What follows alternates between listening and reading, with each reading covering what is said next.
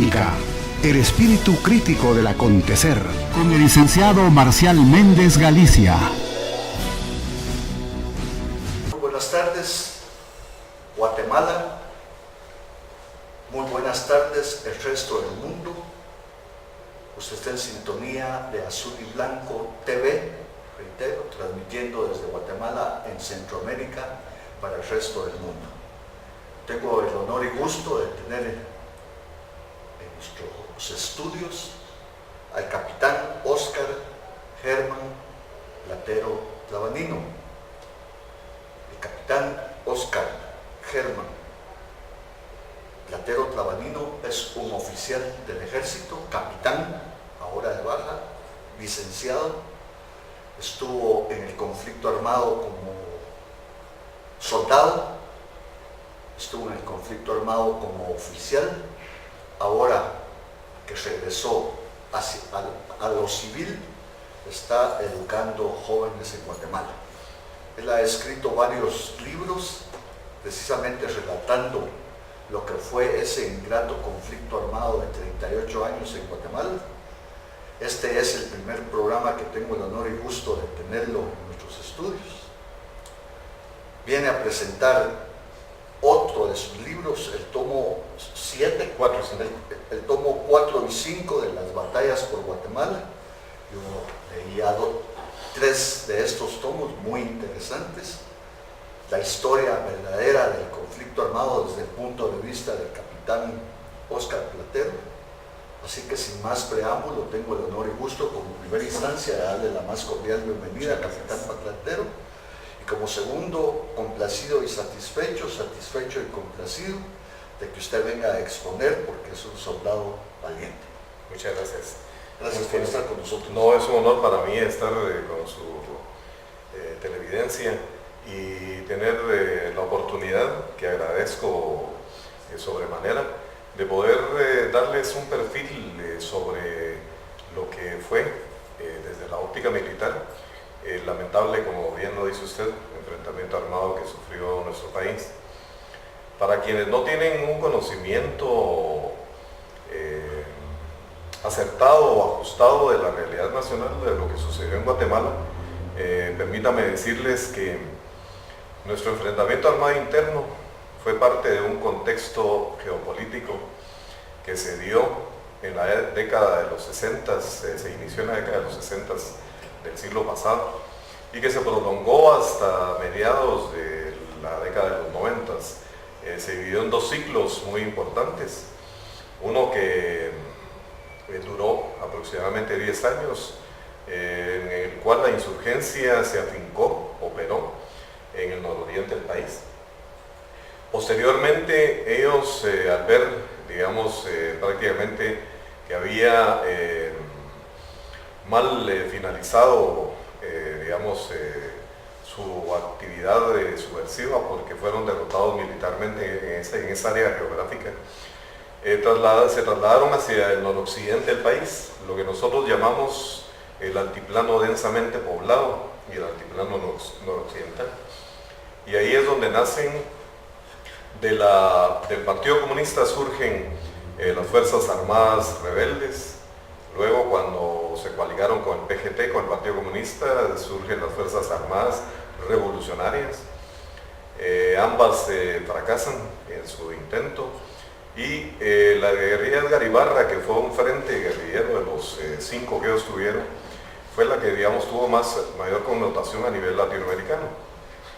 Sin embargo, al fracasar estos y dirigirse a la ciudad dentro de un proceso de reflujo, prácticamente ellos decidieron lanzarse hacia el área que estoy diciendo, que indiqué, es el noroccidente del país, y ahí manipular o orientar, retomar, digamos, darle vida a una tesis indigenista, una tesis étnica, que prácticamente nos enfrentó, digamos, y se trató de hacer ver de que las etnias, Guatemala tiene 23 etnias, y se trató de vender la idea a la comunidad internacional de que era un conflicto entre ladinos e indígenas, pero no es cierto. En Guatemala, para principiar, todos somos indígenas, porque todos tenemos el orgullo de haber nacido en este bello país. Aparte de ser nativos, tenemos alrededor de 23 etnias, pero eso es diferente. Yo creo que desde la óptica nuestra, lo que debe haber es una visión de Estado, una visión de nación, que terminemos de construir ese país que tanto queremos, pero que tan mal ha sido dirigido. Capitán Óscar Platero Tramanía, 38 años de conflicto armado, se firma la paz hace 20 años en Guatemala, de ese conflicto armado precisamente, del cual el capitán Óscar Platero fue partícipe como oficial. Así es. Del ejército. ¿Cuál es su perspectiva? ¿Qué ve usted en estos 20 años de paz aparente que se está dando en Guatemala, porque se terminó la guerra entre el ejército y la guerrilla, pero comenzó en nuestro país una guerra más cruel, que es la guerra delincuencial? Usted ha escrito estos libros, yo he leído 2 de ellos, sumamente interesantes.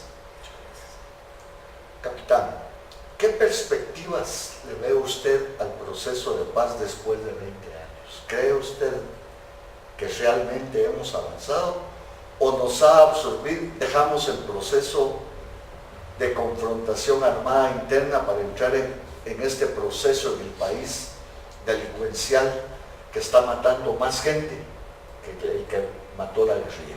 Sí, yo creo que debemos de partir de lo general a lo particular.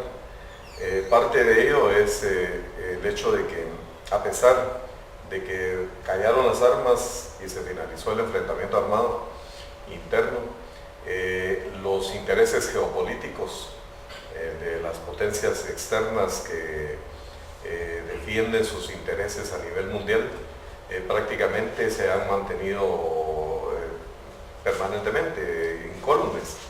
Entonces Guatemala sigue siendo objeto de presiones de tipo ideológico, de tipo prácticamente cultural también, porque se nos ha tratado de imponer desde la llegada de Jimmy Castro, le decíamos nosotros a Jimmy Carter, desde la llegada del gobierno de Jimmy Carter se nos ha tratado de imponer una política supuestamente de derechos humanos, pero con una visión sesgada que va direccionada a reprimir a quienes defendimos al Estado y sus instituciones.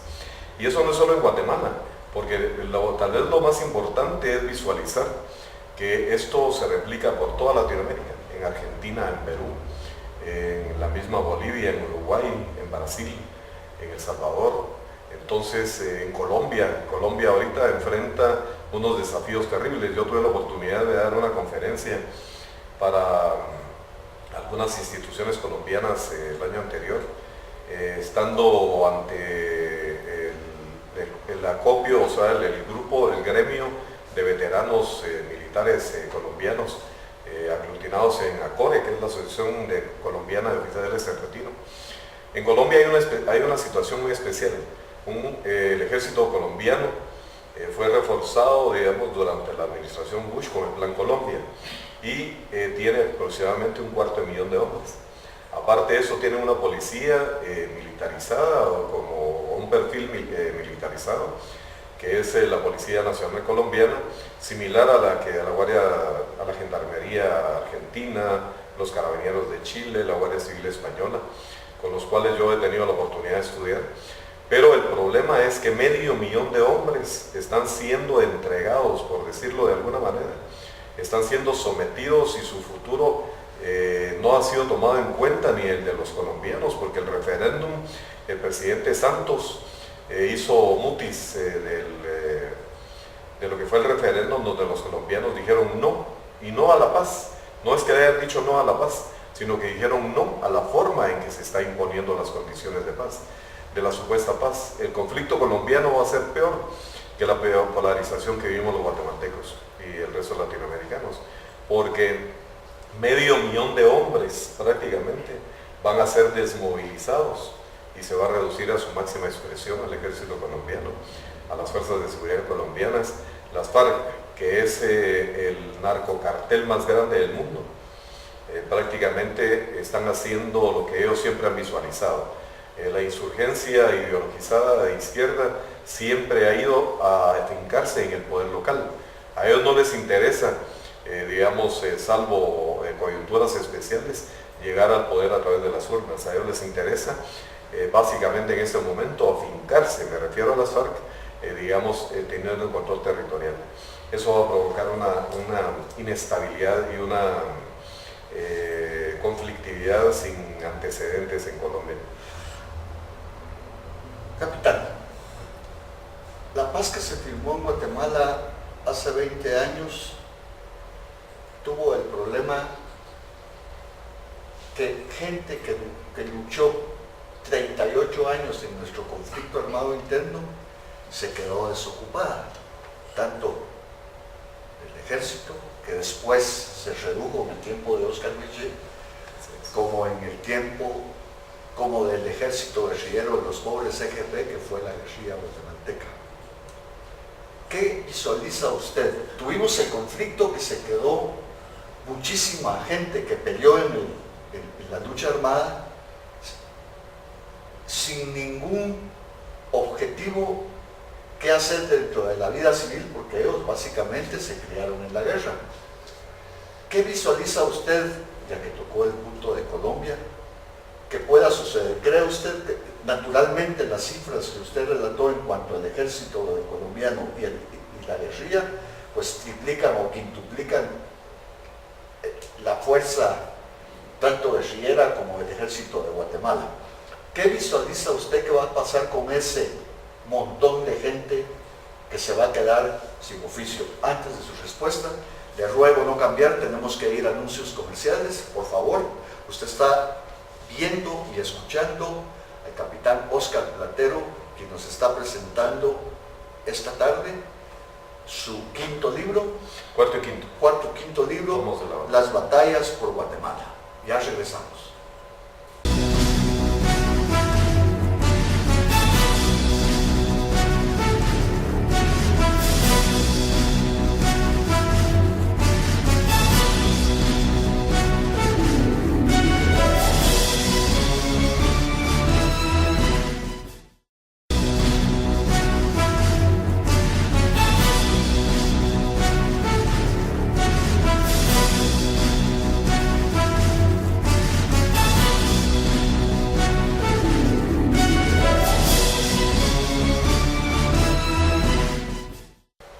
Gracias por su sintonía. Estamos en el segundo segmento del programa Polémica en Azul y Blanco TV a nivel nacional y mundial.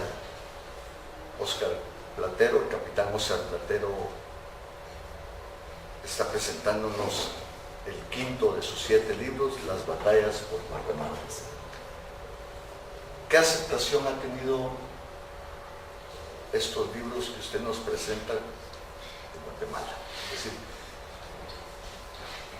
hay una verdad verdadera y una verdad a medias verdades y medias mentiras. Estos libros, yo he leído los 2 primeros que usted tuvo la gentileza de regalarme y los vi muy objetivos y muy verdaderos. ¿Cuál ha sido la reacción del pueblo guatemalteco a la lectura de estos libros? Bueno, pues básicamente tenemos hay que hacer un análisis sobre la población guatemalteca y su relación con la lectura. Lamentablemente todos sabemos que, con raras excepciones, que podrían ser tal vez Argentina, Colombia y México, y tal vez el Uruguay y Chile, nuestros pueblos leen poco. Entonces, si bien es cierto, dentro de ese público blanco al cual van dirigidos, digamos, estos libros, yo hubiera deseado que el Estado de Guatemala se hubiera involucrado, así como lo hizo con la oposición, porque en Guatemala, déjenme decirle, los televidentes, que como fruto de los acuerdos de paz en 1996, las Naciones Unidas, conjuntamente con el gobierno de la época, establecieron la existencia de una comisión de esclarecimiento histórico, así se le denominó. En Colombia ahora se le va a llamar la Comisión de la Verdad, como se le denominó también en Argentina y en Uruguay. De la verdad no tienen nada, porque lo que tienen es un sesgo terrible. En Guatemala se fue más allá. Incluso hoy temprano yo estaba platicando con unos amigos colombianos por Skype. Yo les hacía ver que, digamos, la iglesia... En la iglesia yo soy católico, apostólico y romano. Eso ha sido lo tradicional en mi familia. Mi esposa es cristiana evangélica, al igual que mis hijas, pero igual yo creo que lo importante es que todos creamos en un Dios, ¿verdad? Y que ese ser magnífico guíe las vidas de nosotros. El asunto es que, digamos, tal vez para recapitular rápidamente, valga la redundancia, por Latinoamérica, después de CELAM, surgió con fuerza la teología de la liberación, como fruto del Concilio Vaticano II. Prácticamente lo que hizo fue irradiarse, digamos, por toda Latinoamérica, con Douglas Carballo en Perú, con otros sacerdotes brasileños, Leonardo Boff dentro de ellos, y algunos sacerdotes españoles que vinieron a Guatemala, porque Guatemala jugaba un papel especial por su posición geográfica dentro de ese gran ajedrez geopolítico a través del cual prácticamente la teoría foquista, la incidencia del Partido Comunista Cubano y luego de la conferencia de olas laticontinental, en donde el Che Guevara, Ernesto Guevara La Serna, llamó a crear 1, 2, 3 o más Vietnams, se irradió prácticamente por toda la Latinoamérica la conflictividad. El asunto es que prácticamente las nuevas generaciones, volviendo a la pregunta, han recibido poca información de esto. Yo me atrevo a decir, tengo la oportunidad de dar clases en la Escuela de Inteligencia, tanto he dado en el Ministerio de Gobernación como en el Ministerio de la Defensa. He dado clases en diferentes universidades del país y he sido invitado a dar algunas conferencias en universidades latinoamericanas. Pero dentro de ello yo veo un profundo desconocimiento de nuestro pasado reciente. Se desconoce el involucramiento de estos teólogos de la liberación, que prácticamente sirvieron en plataforma, en una bandeja de plata, a las organizaciones insurgentes, las masas politizadas o que fueron politizadas, de campesinos y obreros que estaban orientados o que fueron orientados hacia la lucha armada. Entonces yo creo que en el país, si bien es cierto, he dictado conferencias en diferentes lados. Hay, por ejemplo, si usted me permite, este es el primer tomo de la batalla por Guatemala. Es un libro casi de 500 páginas, en donde tiene, digamos, documentos gráficos, documentos inéditos en cuanto al contenido, porque hacemos una recopilación de todo lo que sucedió en Guatemala como antecedente de 1900 a 1972. ¿Por qué?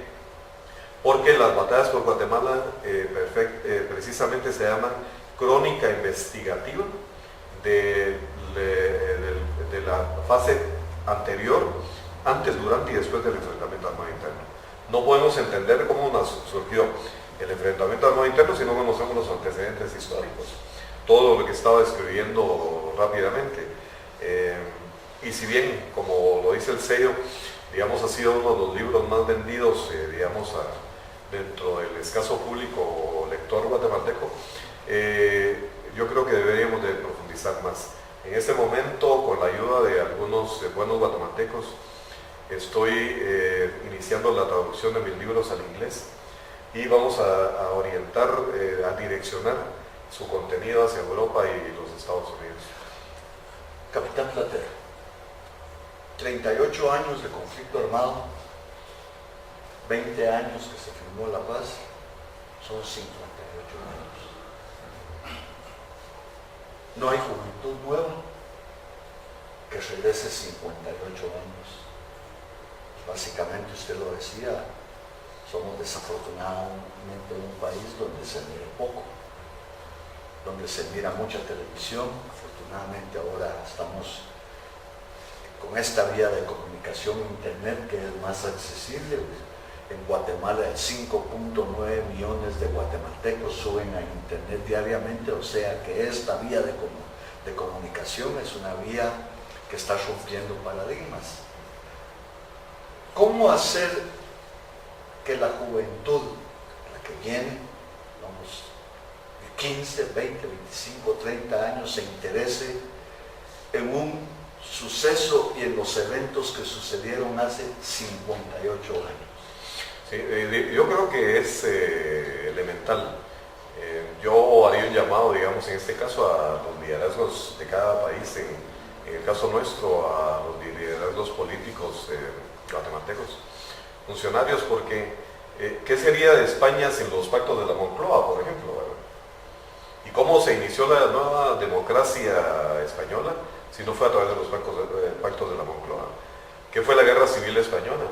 Se habla de 1 millón de muertos durante ese lamentable enfrentamiento. Algunos dicen que fueron 300.000, la realidad es que no importa la cantidad. Lo importante es que se partió en dos España durante una época. Lo mismo sucedió por toda Latinoamérica. ¿Cómo podría ser, digamos, cómo se podría entender? En el 5.º tomo lo vamos a ver con detenimiento, que es prácticamente la historia del Partido Comunista Guatemalteco. Porque el Partido Comunista Guatemalteco nace como un apéndice de la Tercera Internacional y el Partido Comunista Mexicano, que fue el que recibió órdenes del Comintern para que prácticamente se hiciera cargo del Partido Comunista, formara el Partido Comunista Centroamericano, y de ahí surge el Partido Comunista de Guatemala. Ahí vamos a hablar, póngale por ejemplo, de las diferentes corrientes ideológicas, cómo se parte, digamos, el marxismo, el leninismo, cómo asesinan a Trotsky, porque el trotskismo era una amenaza para los intereses de Stalin, cómo surge Mao después desde Yunnan, ¿verdad? Y derrota a Chiang Kai-shek, pero básicamente, por ejemplo, no se puede entender ese gran monstruo económico y militar también, que representa a la China continental en este momento, una de las potencias, de las grandes potencias integrantes de los BRICS, que están disputando la hegemonía mundial con los Estados Unidos. No se podría entender cómo ese monstruo y ese coloso creció en lo económico si no se entiende, por ejemplo, la función de Deng Xiaoping, porque él fue el que abrió la mentalidad después de la revolución cultural de Mao. Él le abrió prácticamente las puertas para que los chinos pudieran tener, los ciudadanos chinos pudieran tener acceso, digamos, al comercio mundial. Entonces, la historia, como bien decía Santayana, como lo dijo Remigio Avellaneda también en la Argentina, la historia, quien no conoce su historia está sentenciado a repetirla. Eso es un ciclo repetitivo en el cual cambian los actores y cambian los actos, pero prácticamente se vuelve a repetir hechos e intereses. Por favor, no cambie, tenemos que ir a anuncios comerciales. Pues está en sintonía de Azul y Blanco TV, transmitiendo desde Guatemala en Centroamérica para el resto del mundo.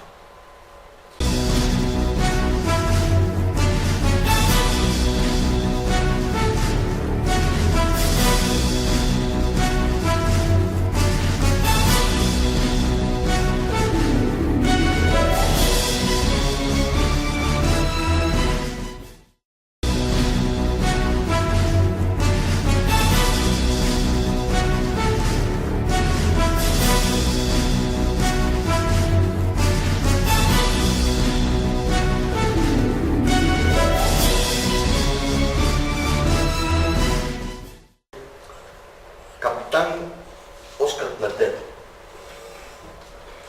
insisto en esos 20 años que han pasado a partir de la firma de la paz en Guatemala, el conflicto de 38 años donde murieron muchos miles de guatemaltecos,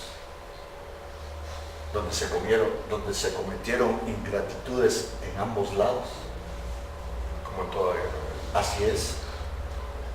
Pero donde en nuestro país, Guatemala, están siendo enjuiciados y están presos muchos oficiales del ejército guatemalteco que estuvieron combatiendo en este conflicto armado, y muchas generaciones de oficiales.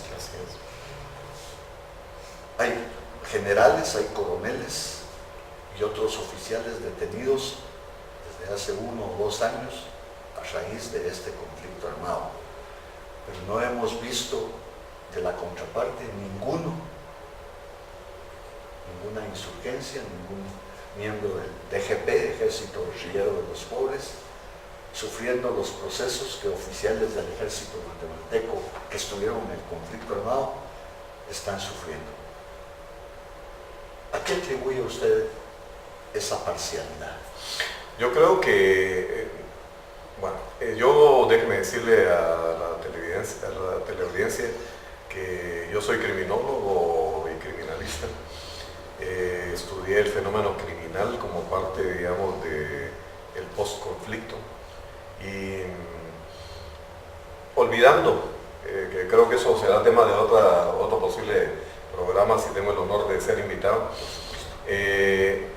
yo creo que dejando por un lado lo que pueda ser, digamos, la conflictividad social post-conflicto, lo que es la ofensiva del crimen organizado y de las pandillas que tiene de rodillas a las sociedades, sobre todo el Triángulo Norte de Centroamérica. También hay un problema, la geopolítica. Yo quisiera que quienes nos ven, que entremos y nos permeemos, nos introduzcamos dentro del concepto de la geopolítica.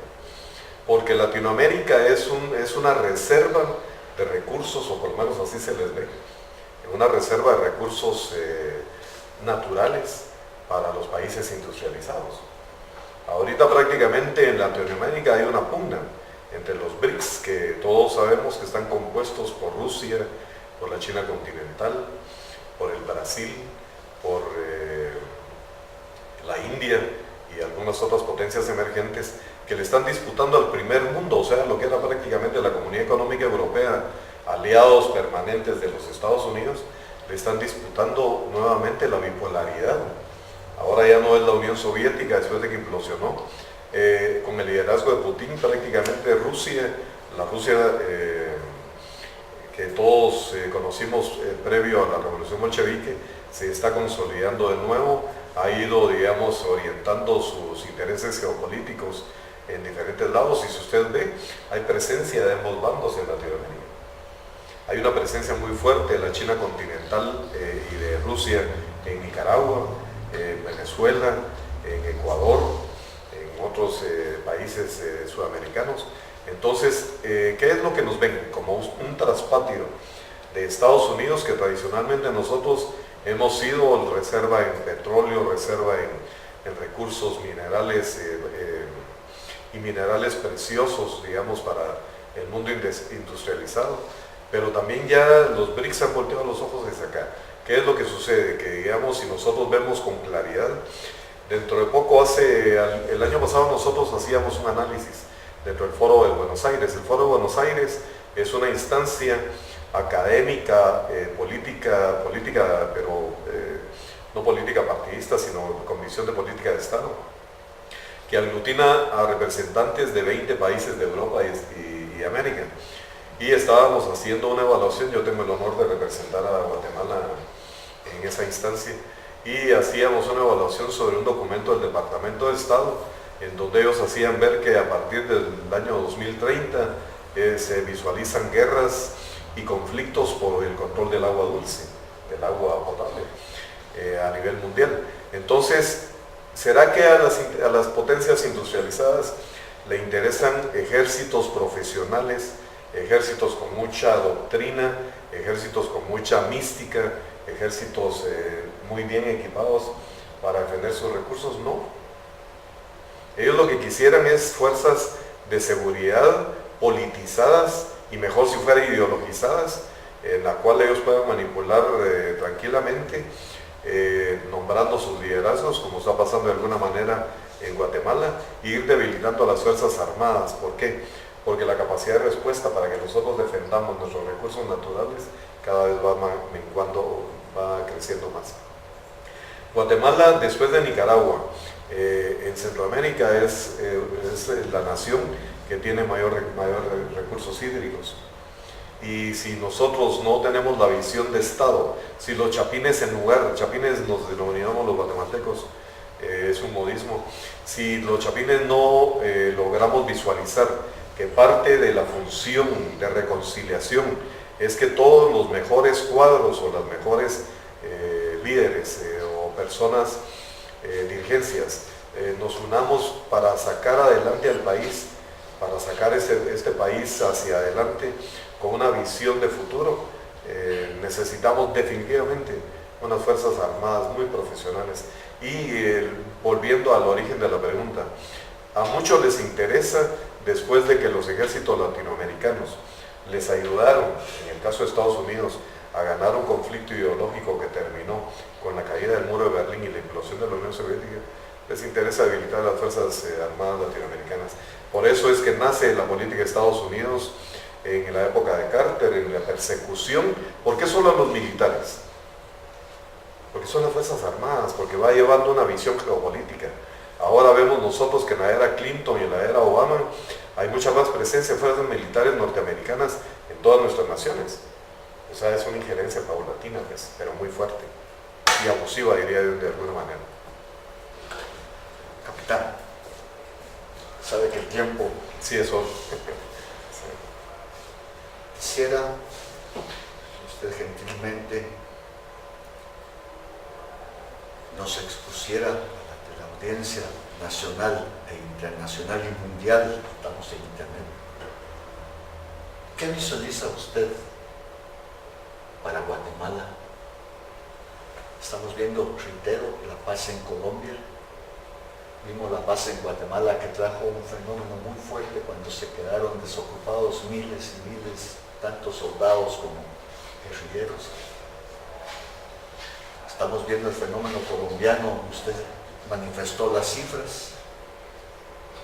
¿Qué visualiza para el país? ¿Qué visualiza usted para Guatemala en los próximos, no quiero hablarle de 5 ni de 10, ¿qué visualiza para usted para el país en los próximos 2 años y medio? Conflictividad.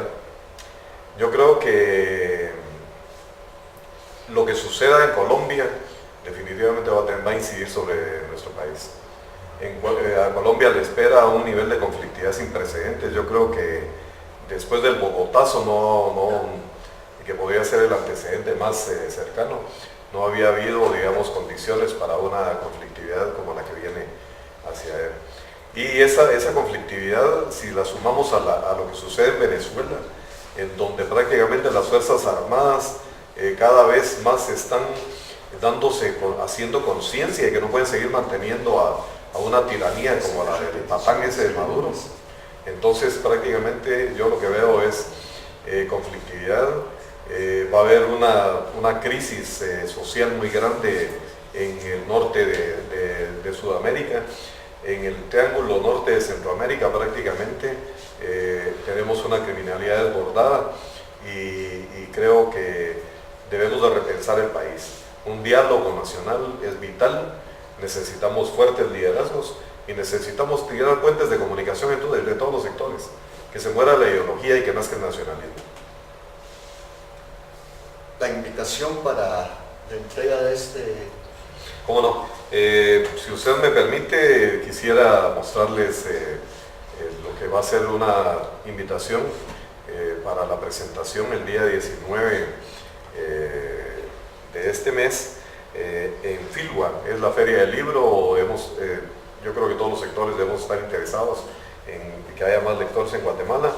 La presentación va a ser el Fórum Majadas en el Salón Rubén Darío a las zona 11 a las 5 de la tarde. Sería un honor para mí contar con la asistencia de los representantes de diferentes sectores de la vida nacional.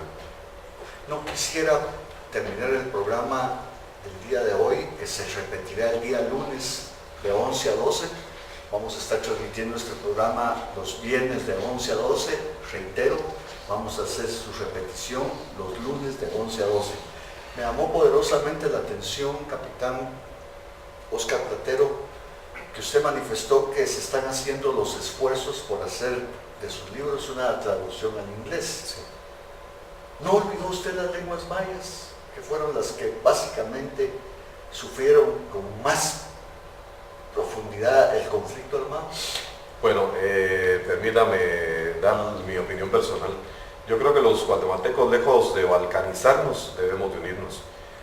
Tenemos un idioma común, que es el español, y yo creo que para asuntos propiamente culturales, que las lenguas de las etnias guatemaltecas se sigan cultivando como una especie de tradición, pienso yo, pero es iluso pensar que alguien va a pensar, digamos, en el exterior, en leer, digamos, literatura en el idioma canjobal, por ejemplo, ¿verdad? Es decir, entonces, lo hacían para consumo interno.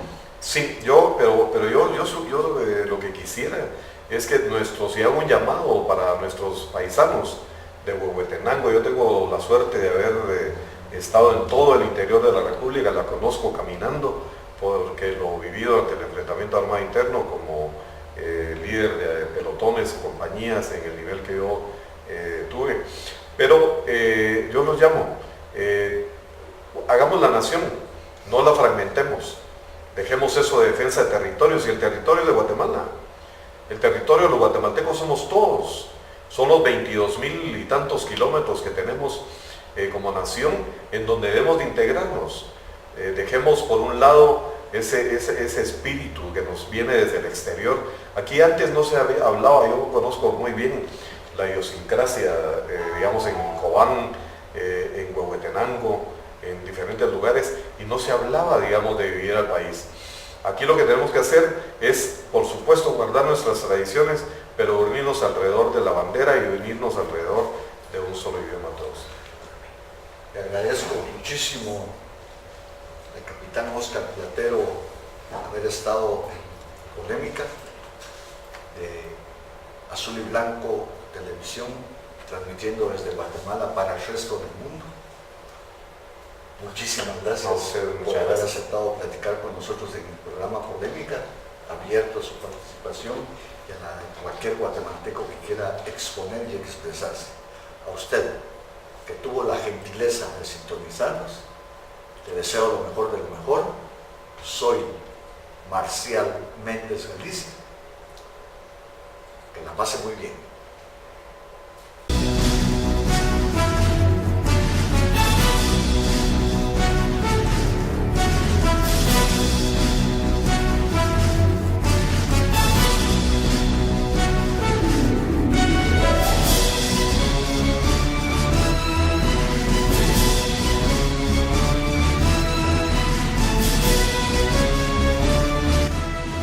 Hemos presentado Polémica, el espíritu crítico del acontecer, con el licenciado Marcial Méndez Galicia.